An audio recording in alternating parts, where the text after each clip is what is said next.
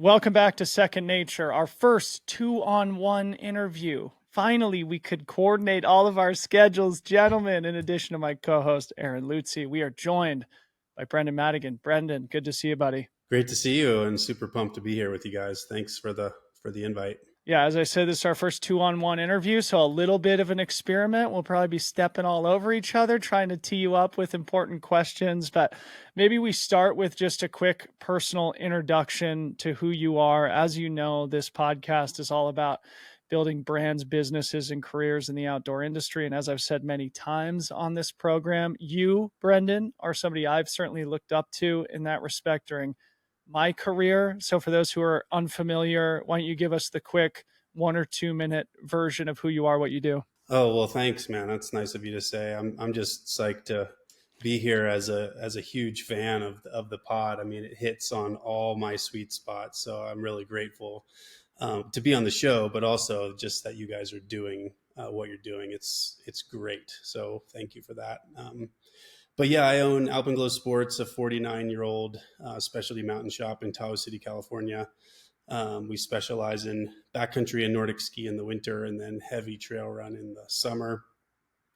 And, I also put on a litany of other kind of high-end, high-touch point events like the Broken Arrow Sky Race. We have a nearly 20-year-old winter speaker series, which is responsible for raising nearly $2 million for local nonprofits here in North Lake. And really, I think at the end of the day, I just love people, and I love helping build community and letting people shine in their communities. It's the most rewarding thing ever. So building off this, I figure maybe just setting the context for our listeners as we dive in. You started with Alpenglow, and at TrailCon, which is an event that you and I partner up on, you identified yourself as a retailer at heart. So let's start with Alpenglow, then we can talk more about Broken Arrow, the speaker series, and the events part of your business, and then we can wind down with TrailCon, something that we've talked about at length here on the pod. Lutzi, I'll get us started, and then you jump in. The origin story with Alpenglow. This is actually something that I don't know. It's a 49-year-old shop, as you said, and I think you took ownership of it. What was it, 2011 or so? Mm-hmm. Take us Yep. into that moment. I think you were working at the shop prior to taking ownership of it. So talk about your experience working there and what led you to, become the steward into this generation. Yeah, so I'm a classic post college East Coast ski bum who wanted to know what Western mountain living was all about, and I moved here a year after college to Truckee, and came for a winter, and here we are. 20 years later? That was 2003, I think. And I started working at Alpenglow as a part-time ski bum in 2003, really just for gear deals. And I had worked at a similar specialty shop back east, and I just knew as soon as I walked into Alpenglow, it had a vibe and it had an energy, and the people were great. And I remember saying to my buddy, like, man, I want to work there. And I've just been I think the luckiest guy alive to be able to not only work there for as long as I have, but to buy it. And really the real reward is working with my coworkers, two of whom are key instrumental to the business as buyers and management. And we've worked together literally for over 20 years. So it's a magical place. It's always been made up of, high end people, frothing athletes who get after it early morning in the skin track or long miles, in desolation wilderness. But yeah, I mean, it's a great specialty shop, and I've always enjoyed helping people. I always kind of scratch my head when, a lot of people bag on retail, but for me, it's like the greatest thing ever because, you're facilitating someone's enjoyment of their life and just making that experience better by getting them the right equipment. And it's been just a labor of love, rodeo. It's the hardest thing I've ever done, the most rewarding thing I've ever done. I love it. It's great. That's rad. It's I feel like one key thing, one of the most important things for retail stores is that sense of community that they kind of pull everyone together. And of course, you've extended that in a lot of other ways, which we're going to get into. And I've got to imagine that you've probably also mentored the next generation of sort of ski bums that have kind of come through the shop. I mean, that's how you started, and I've got to imagine there have been some other people that have come to follow in your footsteps in a lot of different ways, right? Yeah, it's been a an interesting trajectory for sure. Where all of a sudden, I'm pushing 50, and I don't know how that happened. One, but like when you see these 20 something kids coming up, and we always tell people, if you're interested in helping people, you will have a home at Alpenglow, and the rest is easy. You can learn to love these sports that we all kind of have this religious commitment to. But really, yeah, it's been great to kind of see that and realize, like, oh wow, I am in kind of a position of mentorship or teaching, and I just I hope I do it well, and feel a responsibility to the next generation of Alpenglow staff, because like I said, it's always been about the people, and they make the magic that is Alpenglow. Was taking over Alpenglow something that was an obvious kind of next step and sort of fell into your lap, or was this something that you were kind of already thinking about, like someday I want to run a retail place, and maybe there was a future path in which you would have launched your own? I mean, where was your appetite for actually doing what you're doing today? Yeah, it was just kind of an organic evolution. Like I said, I've always loved helping people and interacting with people, and that's kind of weird, honestly, because I'm an introvert, but my career has forced me to be an extrovert. But yeah, I mean, I remember we were on Denali, on a ski expedition in 2010, and I had like the how to run a small business book that I was reading and at camp and stuff, and it was just this really magical kind of to be honest, privileged and lucky opportunity where the timing worked out for my boss, the original owner or second owner of Alpenglow.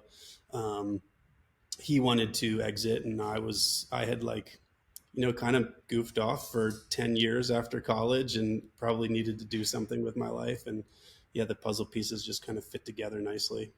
Serendipity was meant to be. So then putting those two things together, Brendan, because I have only known you to be this hyper ambitious entrepreneur who's always creating new things. And we've been lucky to team up on at least one of those things together.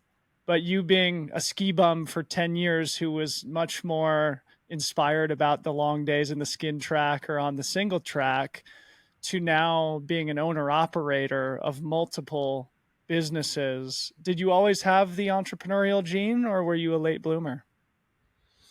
I don't know. I remember as a kid pretty vividly wanting to go to various soccer camps and Olympic development programs, and that was like my thing as a kid. I was a soccer player, and played in Europe for a little bit. But I remember specifically my parents telling me if I wanted to, go to soccer camp or whatever, was the passion, that I had to pay for it. And so I remember, we lived on a golf course. I remember dumpster diving for, you know, beer cans and just like kind of grinding to scrape the pennies together. I don't know, maybe it came from there. I think once you find yourself in a small business environment, it's definitely it's not for the faint of heart, as you guys both know. It's hard. Every day is hard. But I think it challenges you to either sink or swim. And I love that challenge because it's like pinning on a bib. You don't show up to run a bad race. You show up to run your best race that you can. And I just try to keep that mindset every day. One thing that's interesting that maybe you have felt also, Brendan, and I was never an entrepreneurial person either. We started Free Trail when I was 33 or 34 years old. I'm 38 now. Always thought of myself as an employee, not as a leader. And since starting Free Trail, now all I do is see different opportunities out there. And I feel like maybe there's a similarity between the two of us in that respect, where after Alpenglow, that leads to the speaker series, which leads to Broken Arrow, leads to TrailCon and everything else that you have going on. Do you feel like there was sort of a self-perpetuating motion once you set those wheels in motion, so to speak, with the purchase of Alpenglow? I think so. I mean, I think at the end of the day, it's all fun, right? And now that we're working together more closely with TrailCon, which has just been so much fun, and I love it. Like, you kind of get a glimpse into my personality, and I always tell people, like, I'm a weirdo because I have really high standards and unrealistically high expectations for myself and those around me, and that's a gift and a curse. Um, but then I'm like a dogmatic perfectionist where I'm always want to do it better. I always want to tweak something or improve something. And it's just, I feel like you get one shot on the planet, and it's not to say it's easy, but I think to walk around on planet Earth, we have a responsibility to pay rent, and hopefully I'm doing that through Alpenglow and Broken Arrow and TrailCon in the future. The perfection thing has got to be extra challenging in a retail environment where everything is constantly changing, and you have the inputs from not only employees but all of the people that are coming through this space and messing it up on a daily basis or whatever. What do you think, just as someone who runs a retail space, what are your keys to making it? I mean, it's been around for a long time, it continues to be successful. What are those kind of major things that are keeping it continuing to grow and be successful? Yeah, I don't know if I have the answer, but for us, I think it's surrounding yourself with good people, people who care about the quality of the work that they present, the difference they can make in people's lives, and then really the willingness for the commitment to the collective lift. We talk about being a sum of our parts at Alpenglow, and catering to people's strengths and amplifying those strengths to cover up for any collective weaknesses. But in general, I think you might be a talented or intelligent, halfway intelligent individual, but you can't do it all yourself. Even in a small business, you have to have a great team that kind of sees the vision and the commitment, and wants to pay homage to a historical legacy in Alpenglow's case. So building off that, and we should get into the X's and O's of the retail business. Obviously, that is what we do here at Second Nature. But coming back to this team building element, I think you just said that you have members of the staff or colleagues who've been there for 20 years. In other words, longer than you've been at Alpenglow. Maybe give some shine to those people. And I mean, again, there's so much that I see similar with my journey too. And one of the major things that I've learned is just the importance of the core team and how critically important it is to have an alignment of expectation and vision with that core team, and also just how special it is to build something with the people that you spend all day side by side with at the office. So take that whichever way you want, give some shine to the people who've been there for a long time, and say a few words about building those long lasting professional relationships. Yeah, I mean, the two coworkers that I've worked with since 2003 are Jeff Dosty and Tracy Brostek, and Jeff is there full time. We started as climbing partners, and then ski partners, and it just kind of evolved into a friendship, and we enjoyed working together. And he was a similar kind of ski bum, but on another level. Like, he's the guy who watched Blizzard of Oz and all the kind of seminal films of the 90s, and literally left a Ford plant to move to Steamboat, and then what was then Squaw, to become a free skier.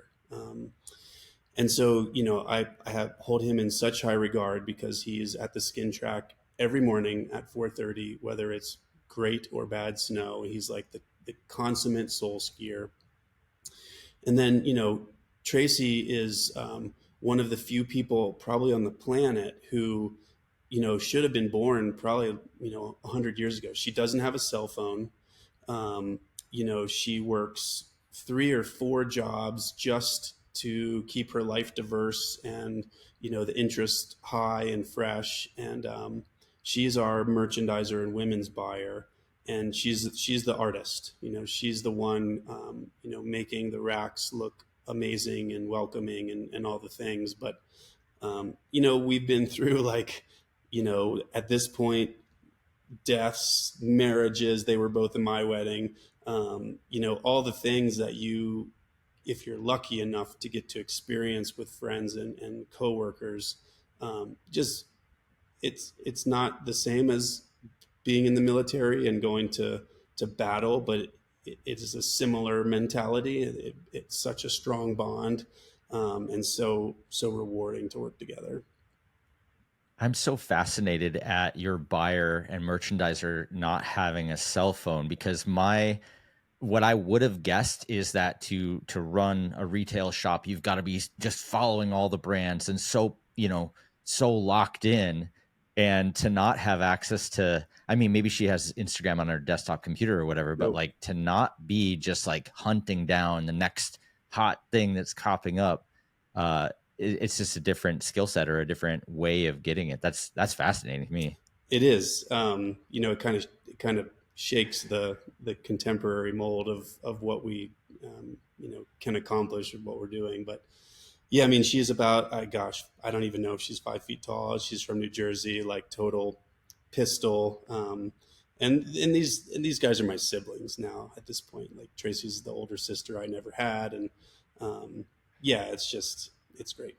Yeah. All right. So let's talk about the biz, right? So we at TrailCon had a retail panel. I have to say, I don't know hardly anything about the retail business, except for that it's been undergoing a lot of changes in the time that you've been working there, as any industry has. But it feels like, especially in the internet era, retail has been something that's been sort of a focal point of disruption and change. So maybe if you can start with just a high level version of what the industry looked like when you started, what it looks like today, and maybe some inflection points along the way.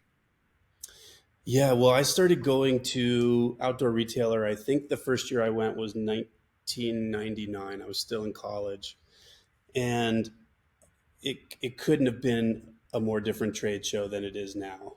It was the place to be. Everyone went, every brand went, and it was a party.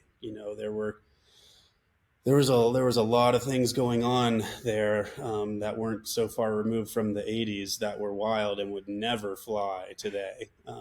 It makes you realize that you're aging when you say things like that. But um, you know, Don, my previous boss at Alpenglow, who I bought the shop from, he said it really well.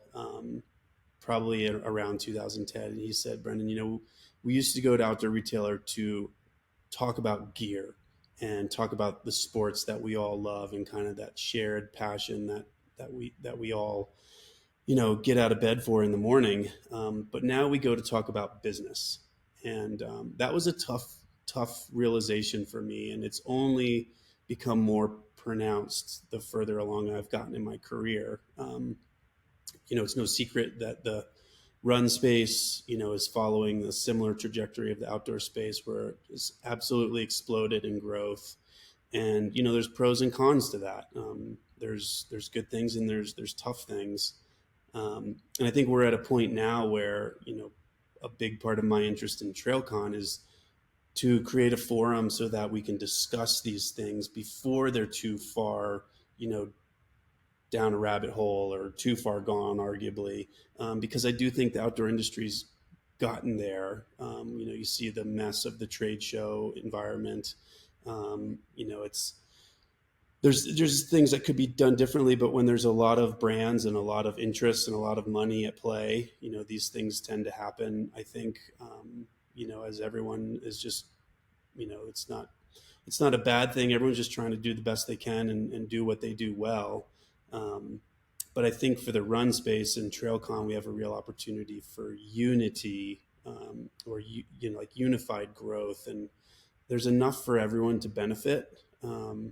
just think we, have some, like maybe some higher obligations for the people who come after us to not muck it up too bad.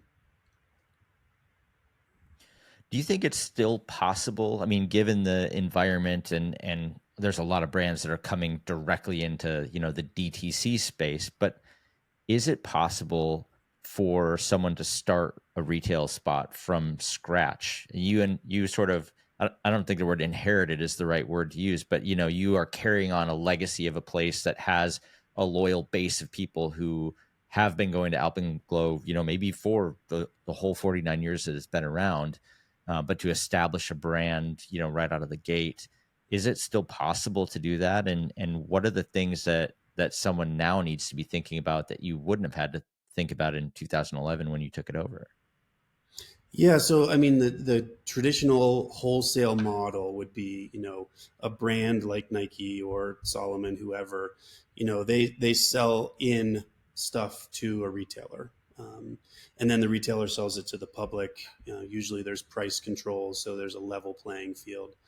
But with the advent of the internet, and I should say, companies incentivize your buy. So the more you buy, the better your discount below wholesale is, whether it's 5, 6, 10, 12%. Because they want market share on your walls. You want a longer margin because it means, you're going to have more cash flow to work with, which is the lifeblood of any company. But with the advent of the internet, that's really changed the game comprehensively. And then you factor in social media and all the things. And in the last, I would say, 15 years, there's been a big push by brands to sell directly to the consumer. So you can go on, Patagonia's website and buy, the DOS parka that, some retail shops, if you're in a mountain town, might stock, but you might not have it. And that's changed the landscape, and I understand why that has happened, because I'm always very transparent in the sense of I acknowledge that there's a lot of average retail and there's a lot of average brands. So that creates, in what I view as a pretty saturated market and competitive market, is the brands have to find it. Like if the retailers aren't buying enough, or there aren't enough retailers around anymore because a lot have gone by the wayside, they've got to get it, particularly if there's, private equity involved, and if they're a publicly traded company. So, it's changed the landscape, and brands in many ways have become competitors, and, they're marketing to what would normally be a customer who would walk in the doors of a specialty brick and mortar shop. And that's completely understandable. And that horse is not going back in the stable. I think the interesting thing now is to see how brands like Nike then realize, wow, this doesn't really work. And the cost of a digital customer acquisition is astronomically high. No one wants to talk about that. It's the elephant in the room. But then you have proof of concept, or maybe failure of concept, where, Nike, and I think there were some self-induced challenges there. They've realized, like, this is a pretty tried and true model. I think it's on brands and retailers to align more strongly, so that brands support the good retailers and retailers support the good brands, whatever that means to them, respectively. And then it's like, it still works. People want to touch, they want to try on. Like, Aaron, you want to sit on a saddle before you put that thing on your bike. All those things they're very old school, but tried and true. So managing cash flow, I think, is something that we can build on here that I think would be interesting to our audience, because obviously a lot of what you do is, have inventory, which means you're sitting on inventory rather than cash. So again, sort of sticking with practical X's and O's, early mistakes made in that respect, or learnings or lessons about managing the finances of a specialty retail shop? It's brutal. I mean, like it continues to be brutal. What, 13, 14 years later. And, I think at the end of the day, I'm just a mountain jock who's maybe marginally intelligent. I don't know. And can try really hard. But yeah, I mean, the cash flow thing is brutal. I wish I had a business degree in hindsight. And I wish I'd like paid attention in economics. And, those skills are very helpful, but it's also great to learn on the fly. And if you're lucky, your wins outpace your mistakes, and you stay alive to fight another day. But yeah, the cash flow is always challenging, and really, like, that's at Alpenglow, we've just honed in on our inventory, how we buy, what we buy, who we buy it from, when we sell it. And instead of opening multiple doors, we thought, we want to take our in-store vibe and that energy and put it into a digital format, which is an overhauled website. And we want the people on the website to have the same experience as they do in the four walls.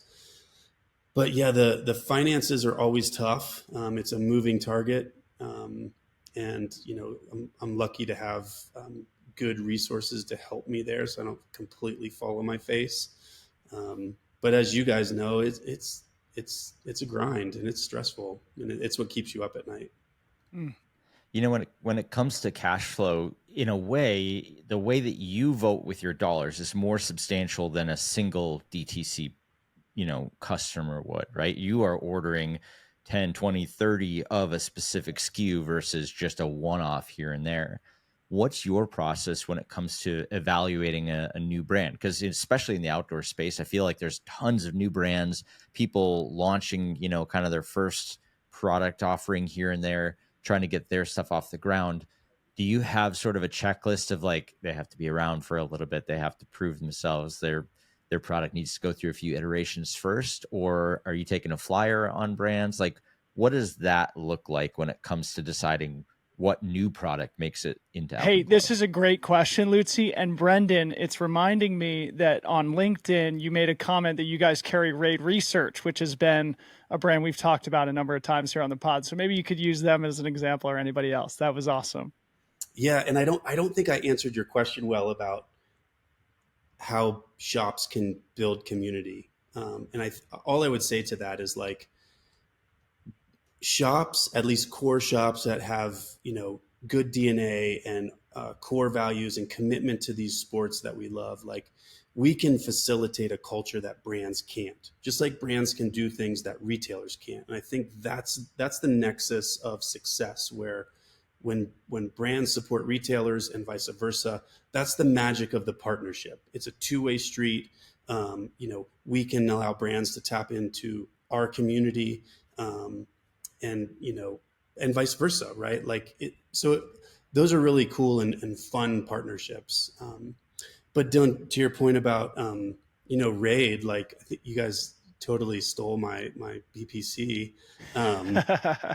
and we always use the analogy of DPS skis. Like, we walked by their booth in, I think it was 2012, and they had this prototype 150 wasted powder ski. It looked like a water ski, huge upturned tips and tails. And we were like, holy cow, what is that? Because if you're a skier, surfing POW is like a transcendental experience. And Raid, I would say, is new on the scene, but Kyle is so core. He's a user. I think that's a big thing that's missing at brands and design is core users. Like, it's easy to, make surf stuff when your designers live at the beach, but, like, should you be making, alpine gear if you're living, you know what I mean? It's a tough predicament, but Kyle, he's so core and he's so analytical, right? Because he's an engineer, that he made what I think is the most innovative piece of gear to hit the backcountry and alpine pack category in 15 years. And it's one dude.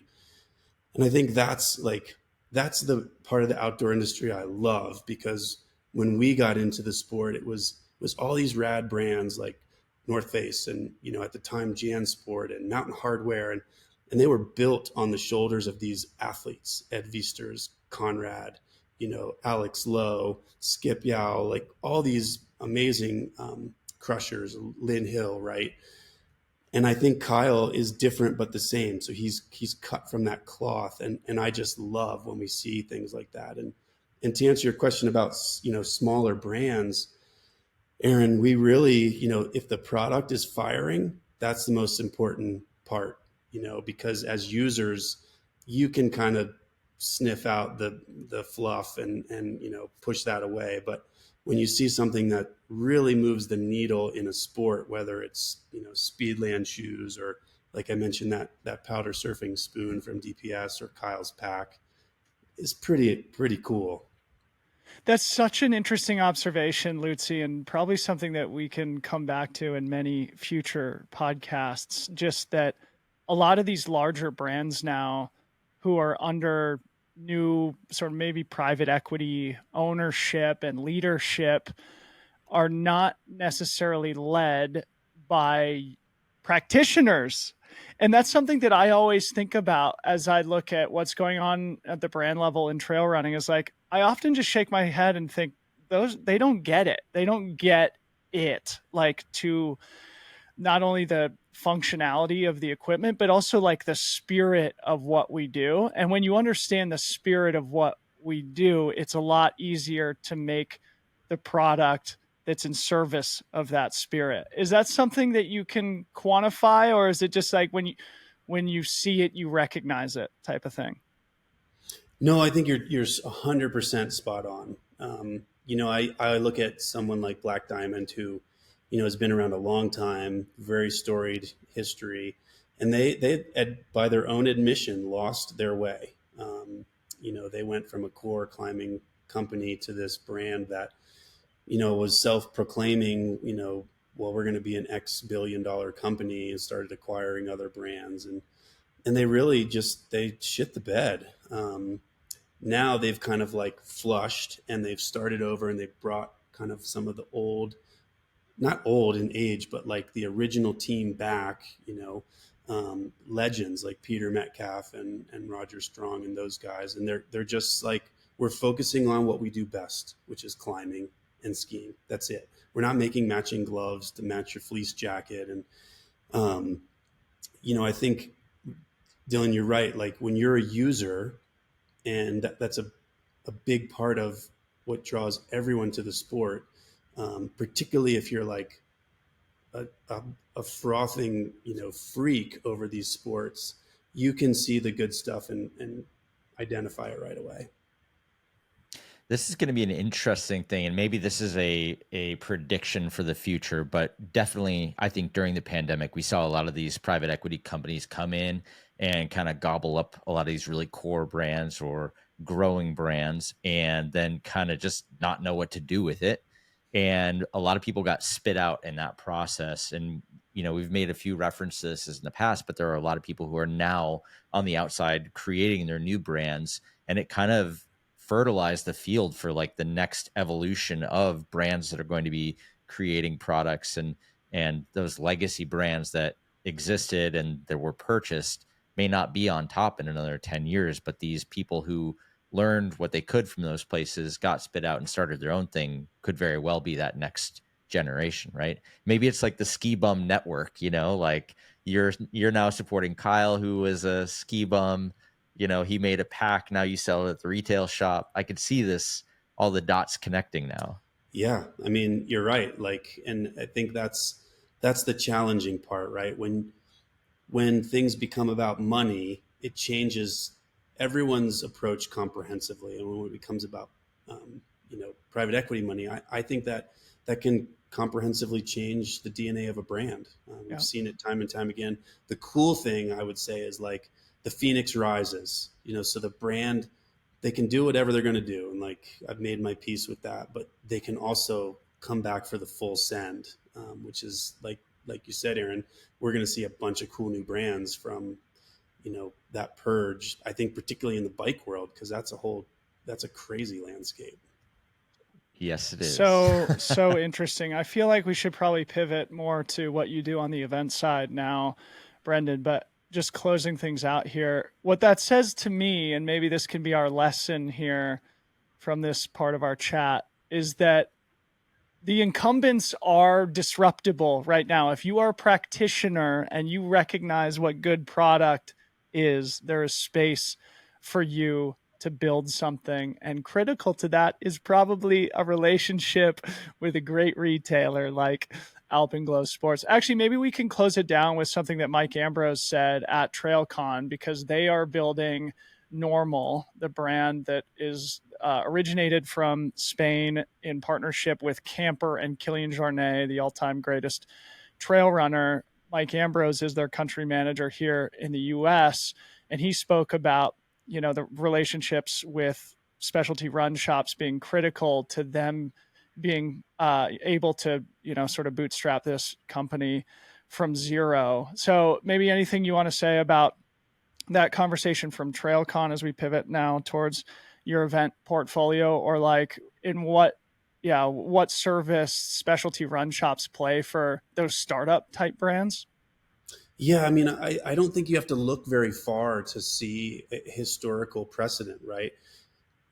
Name one long-standing, successful D2C brand that hasn't then opened a concept shop or whatever. They start direct to consumer, and then they start in the new school way, and then they revert back to the old school way of wholesale distribution. And I think that's a smart way to start a company, actually. But even Warby Parker, they had to open some degree of stores to be financially viable, because you can only do so much direct to consumer online.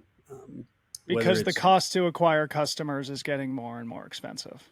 Yeah, and it's saturated and very competitive, right? I mean, how many brands do we get showered upon on Instagram, right? And it's like, oh, that company's cool, or But yeah, I think retail, particularly in the outdoor and run space, that's where brands can really excel. And it was the point I made at TrailCon, which isn't untrue, right? We buy a shoe from a footwear brand that's $170 at retail. We might pay $90 for it, but that $80 doesn't go in my pocket. It goes to paying people livable wages. It goes to putting on free events for your community that I personally think shops have a responsibility to do, let alone paying your electricity and all the things. So yeah, brands can win through the retail channel. I think they just have to want to. Okay, so now let's move to events, and let's start with the speaker series, because I think that's sort of where everything started for you, Brendan, before Broken Arrow. It's been around for a long time. So say a few words about what the speaker series is and how it's evolved over time. So the speaker series is, an 19-year-old tradition here in North Lake. And it's essentially a 5-part series through the winter with the biggest names in the ski and climb and alpine space. And it's designed to inspire people to go out and chase their own dreams in the mountains after they hear these inspiring stories from, people like Glenn Plake or Adrian Ballinger, Emily Harrington, Hillary Nelson, Jim Morrison. But the second part of the series is to raise funds for an awareness of local nonprofits making a tangible difference here in our community. So yeah, we've had the biggest names in the space. Each show pulls 600 or 700 people in person, and we have thousands who view in the live stream component. And it's just a magical set of 5 nights where everyone in the community turns out, whether they're a recreationalist or hard person who's been doing it for 30 years. And you can feel the energy of the community in the room is very powerful. How is it set up? Again, practical X's and O's. I know you've raised almost $2 million in that time that it's been in existence. obviously a lot of that, if it's set up as a for-profit endeavor, that couple $1 million would probably be, something that would be fairly lucrative from a business perspective. And I think one of the things that you always center in everything that you do is a give back element. So yeah, talk about that, the balance between needing to make money and the temptation to make money while also servicing the local nonprofits. Yeah, so you're right. It is a kind of, it lives under the Alpenglow umbrella, which is a for-profit entity. Um, but really, the event is run on what is a shoestring budget. Like I've never paid myself in almost 20 years. There's ancillary impacts to the store in terms of goodwill and whatnot, but really the financial model is pretty easy, right? We go to brands that we have strong partnerships with, and we request they send a speaker and a bunch of raffle prizes, and then we have a you know nonprofit selection committee that manages the application process, and we get, gosh, almost 50 resumes or applications every summer. And there's 5 shows, so we can only pick 5 groups.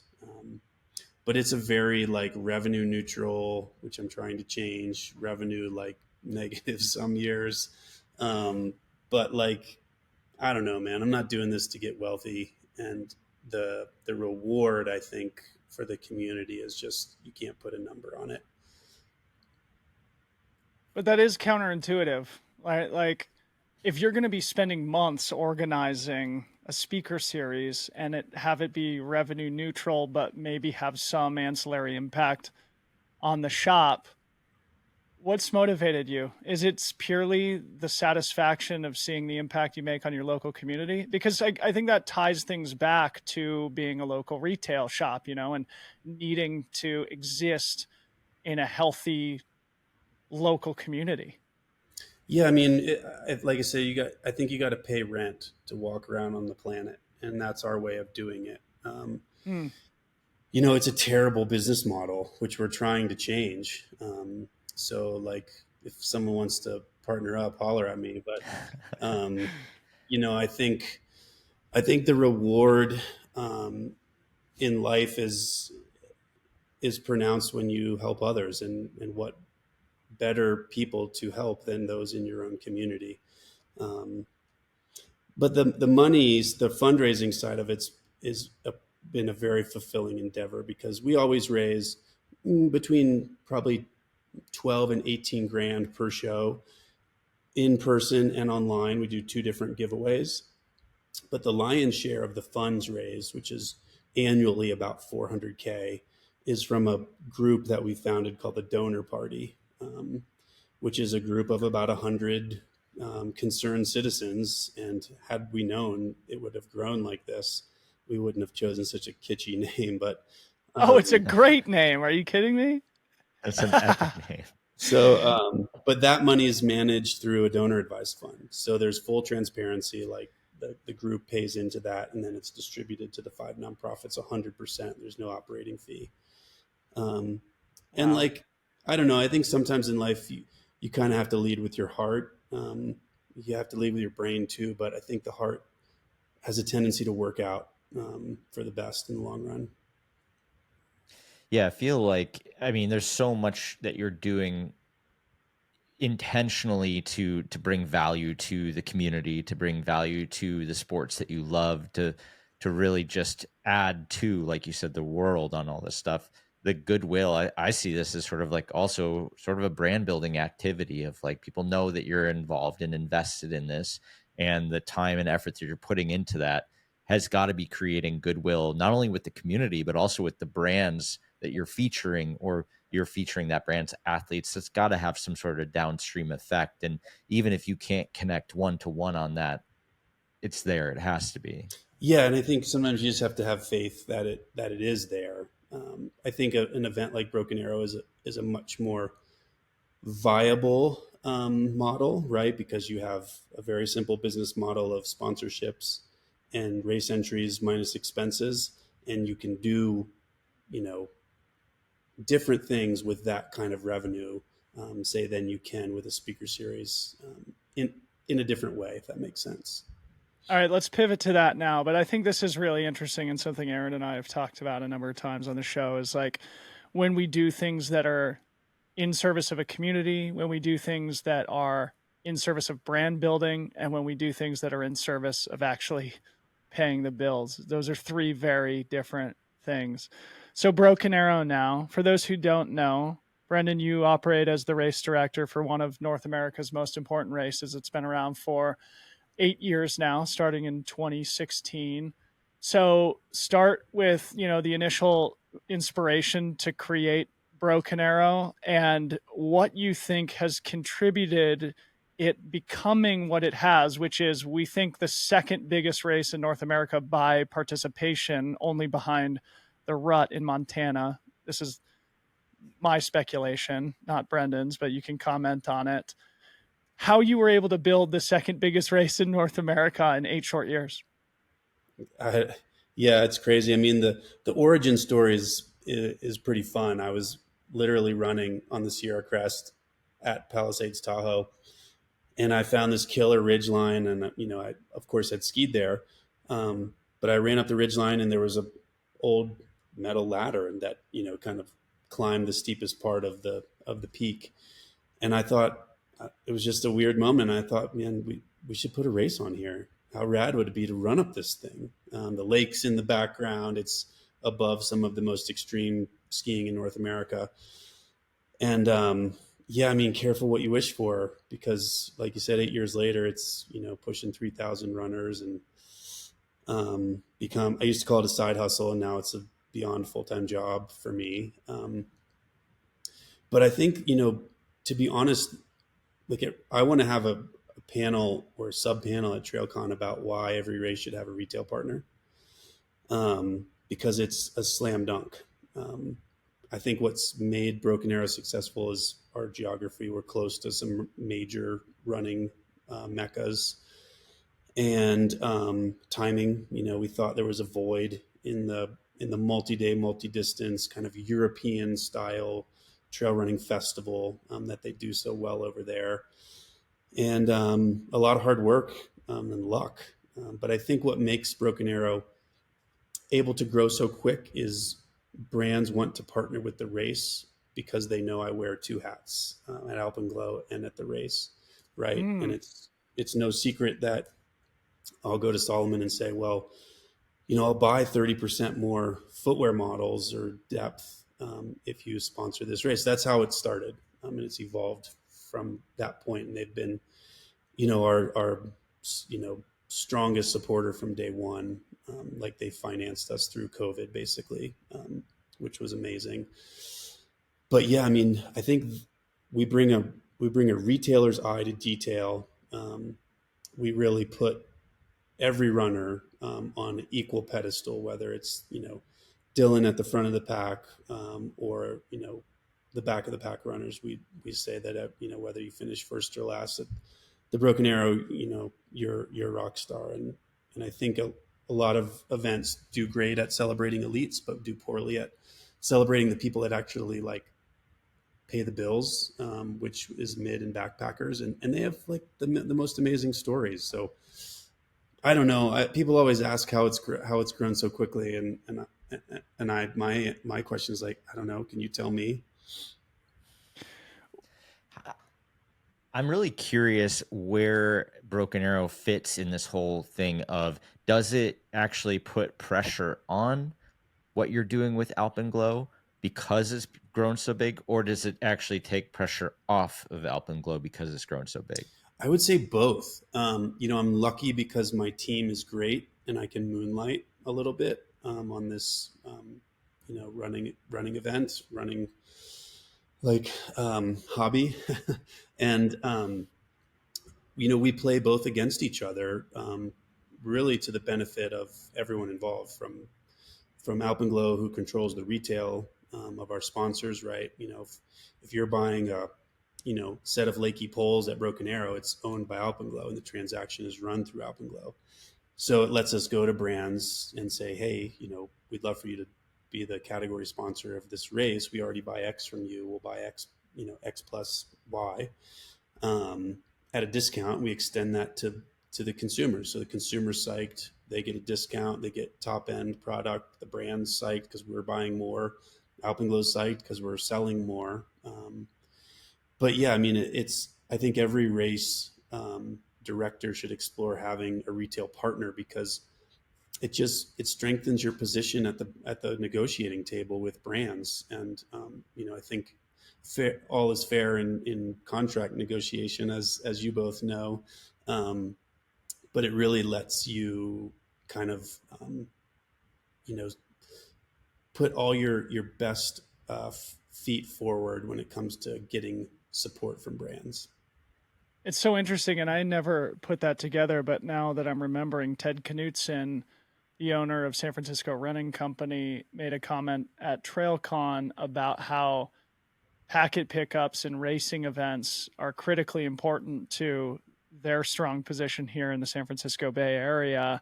And we did our packet pickup at SFRC for the Big Alta in February, and you can really feel that, the commercial moment of runners who are there to tackle some big goal usually also need to buy a couple of gels, maybe a fresh pair of shoes and a fresh pack or something like that. So interesting thing to think about, retail partnership, and that creating a really strong holistic commercial partnership between brands, retailers, event directors.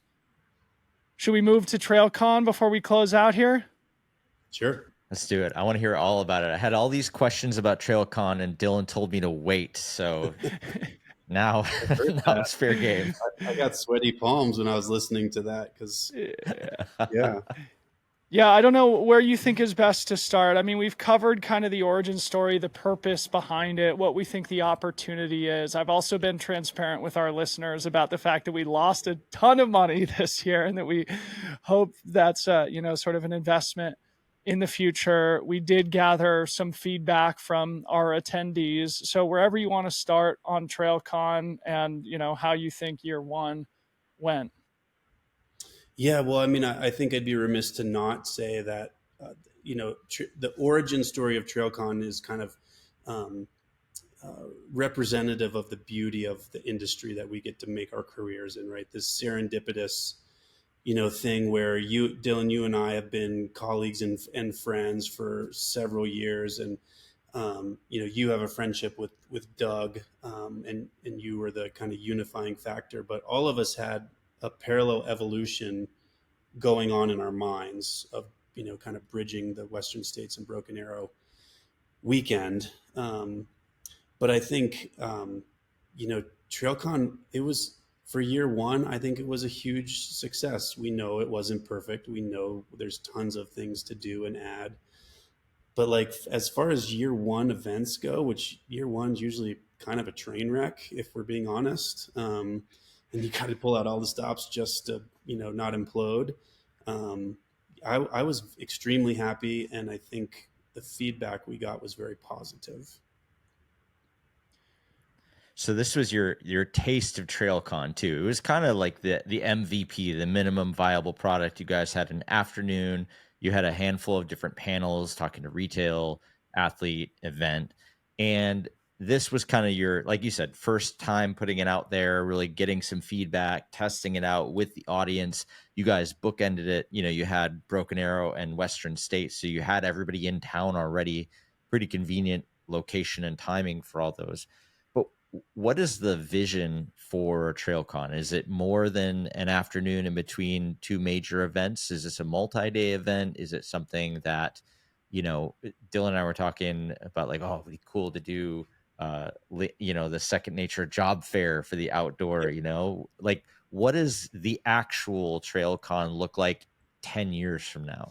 Yeah, it's a great question. And I don't know if I have the answer, to be honest, but I think that's the strength of our team. We work well together, and we all bring different perspectives and skills to the table.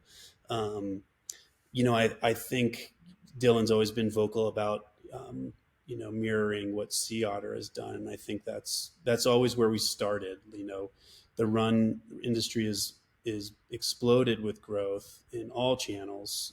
And really, we need a place to gather, because that's where the magic really happens, right? It's like you're running with your homie, uh, or you're skinning with your partner, and that's where the best conversations, literally in my life, have happened. The most productive, professional, personal, like, that's where all the goodness happens. So we're still social mammals, and I think we all crave gathering. And I think if we're honest, we have some real challenges. So I view it as, I want there to be some public facing opportunities for brands, because I think that's needed and the public wants it. But I also think we have some hard questions and topics to talk about as an industry, because we're stewards of these sports, right? And we have to set the tone for the next generation of brands and shops and athletes and all media and all the things. There's another really interesting event in the mountain bike world called Outer Bike. There used to be Inner Bike, which was our trade show, which was in Vegas, which made absolutely no sense other than for all bike companies to have booths. But Outer Bike actually made sense And because to party while they're there. Vegas, right? I guess. So is Interbike dead? Sorry, keep going on Outer Bike, full, but fully dead. There is an event called Eurobike, which is the European trade show, and most of that is well, actually all of it's indoors. It's just a proper trade show.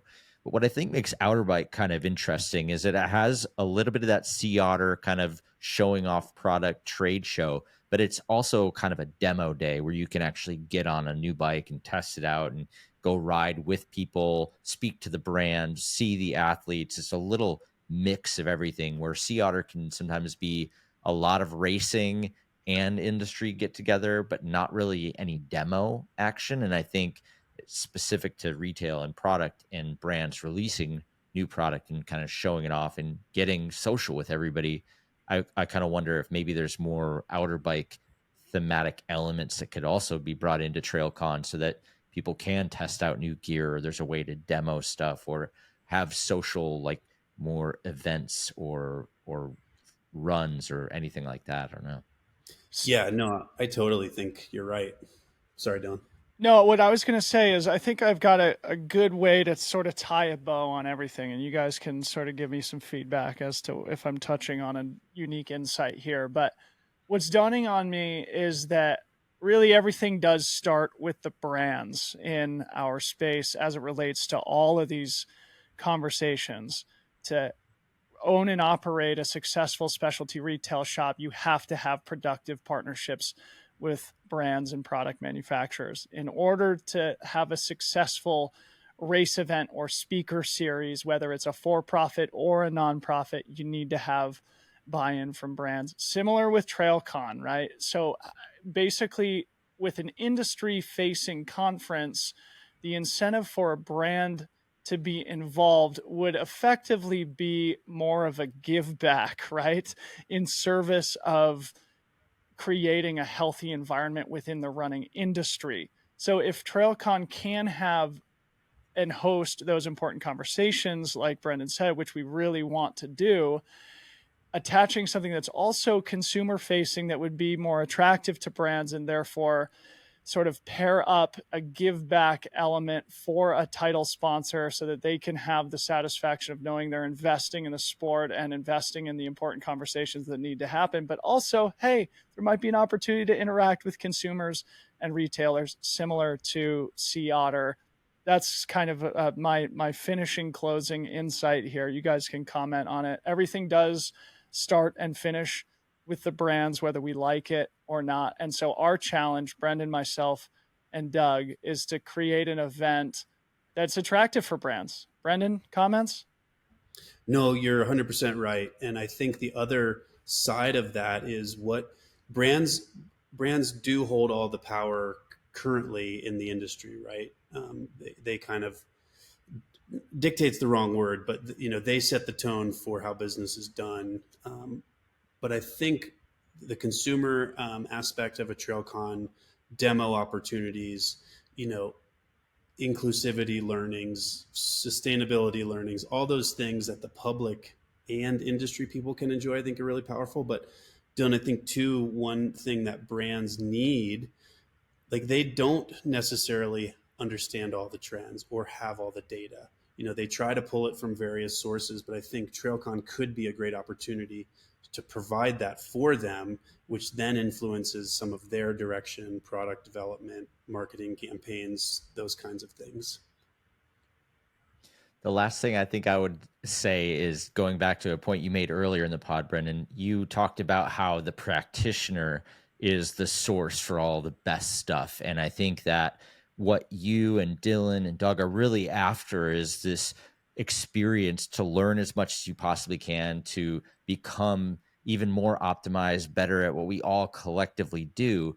And what would be the most interesting, fun, and educational way to do that would be to bring everyone together in a conference and learn from each other, share insights that we've all gained, and have a pretty good time together. If you could do that in an effective way, and it meets your, all the check boxes that you have for your own desires, then I think that meets everyone else's as well. So as long as you're almost making it with your own interests in mind, I think that's valuable for every single attendee that wants to show up. Yeah, and I would say too, Dylan has this magical ability of bringing thought leaders together, and that was apparent in year one.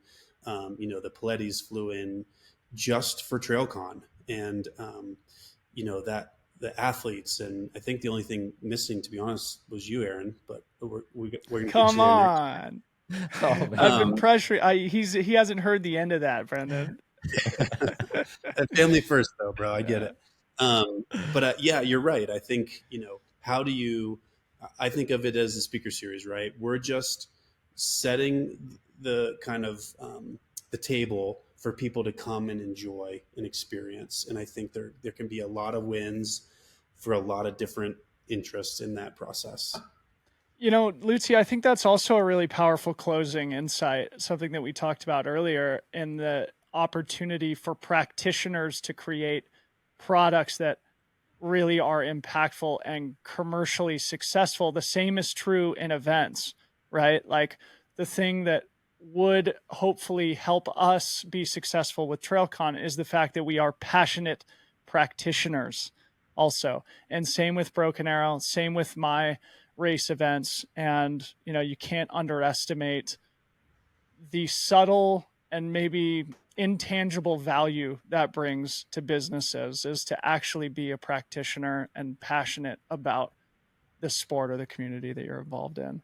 All right, boys, what a great convo. We barely scratched the surface there. Holy smokes. We're going to have to bring Brendan on for a round two in the near future. We got to close things down with BPC, brand product content. Brendan, as our esteemed guest, you can go first.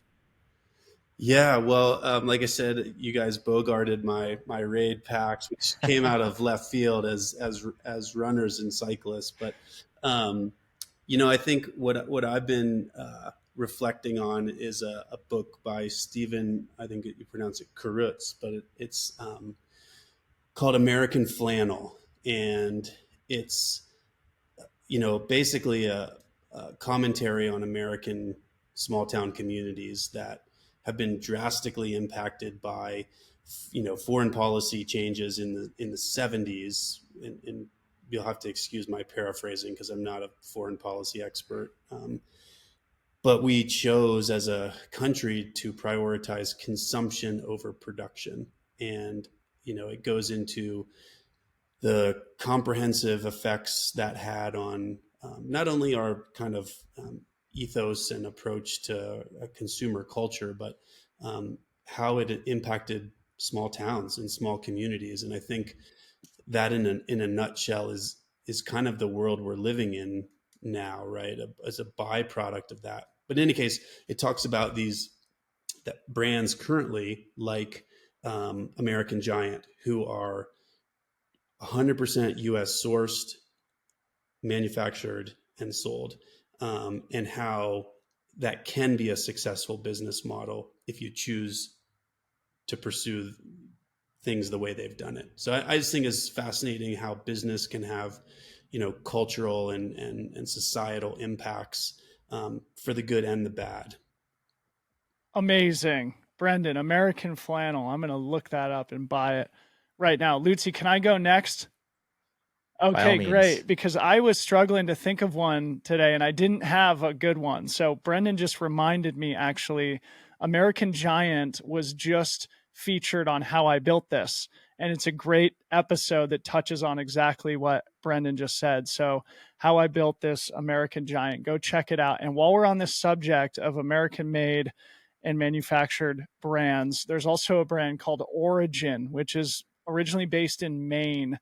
They're founded and run by a guy named Pete Jacobs. I've listened to a bunch of podcasts with him, and they do a fantastic job of articulating exactly what Brendan said too, of bringing manufacturing jobs back to the US, of actually sourcing the materials and doing the manufacturing of, apparel and footwear products here stateside. They do a fantastic job of sharing that story, doing content around their brand that actually makes you feel invested in their success. And I am totally not their customer. They're mostly selling products to the hunting and fishing demographic. They originally started making jujitsu gis. So certainly, not my brand, but I like following them. I really enjoy listening to Pete talk about the philosophy of the value of American manufacturing and, the intrinsic grit that maybe we've lost as a society as a result of offshoring those jobs. Really interesting insight, Brendan. So that's going to be my BPC this week. Lucy, close us down. I don't know, man. It's a popular thing within CEOs. They all do jujitsu. It's only a matter of time before you're running that origin Yeah, kit, I Dylan's a think. CEO. He's probably got a closet jujitsu. Yeah, dude, come over to the I'm garage. We'll saying. roll. Isn't that what they say? You roll jujitsu. Oh man, we got to get you on a mountain bike before you get into the wrong sport. All right. Well, I can't stray too far from mountain biking. My BPC this week is a film called Anytime. The trailer just dropped today. There's a company called Anthill, which has been in the mountain biking world for a long time, practitioners, as you'd say, and they've put out some absolutely incredible and game-changing films. But what's really interesting about Anthill is that Red Bull basically went to Anthill and started supporting their productions. So they were already doing amazing, amazing video content, but then you get Red Bull Media House in addition to it, and it's just gone through the roof. And the new trailer that just came out today melted my brain. There's one shot in there that you think you've seen it all when it comes to mountain bike films, and then just something new comes through and you realize, wow, like these guys are on a whole different level. So that melted my brain today. Heck yeah. Mountain biking, American manufacturing, American Giant, American flannel. Great things for our audience to check out. Brendan, thank you so much for coming on the pod, man. We've been looking forward to this one for a long time. It didn't disappoint. Oh, thanks, guys. Super fun. And like I said, I love what you're doing. I love you guys. So keep it up. You're doing great things. To be continued.